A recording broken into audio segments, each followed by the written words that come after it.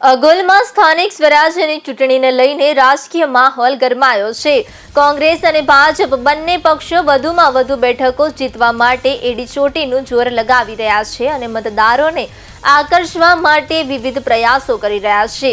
અગોલ તાલુકા પંચાયતની સીટ માટે ભાજપ દ્વારા અગોલ ગામમાં એક મહત્વપૂર્ણ સભાનું આયોજન કરવામાં આવ્યું હતું। આ સભામાં કડી તાલુકાના ભાજપના ધારાસભ્ય રાજેન્દ્ર ચાવડા હાજર રહ્યા હતા।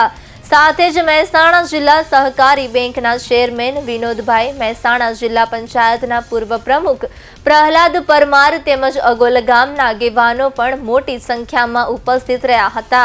સભામાં ભાજપના નેતાઓએ વિકાસના મુદ્દાઓ પર ભાર મૂક્યો હતો અને મતદારોને ભાજપના ઉમેદવારને જીતાડવા અપીલ કરી હતી। સ્થાનિક કાર્યકરોમાં પણ ઉત્સાહ જોવા મળ્યો હતો। ચૂંટણી નજીક આવતા બંને પક્ષો દ્વારા પ્રચાર વધુ તેજ બનવાની શક્યતા પણ વ્યક્ત કરવામાં આવી રહી છે।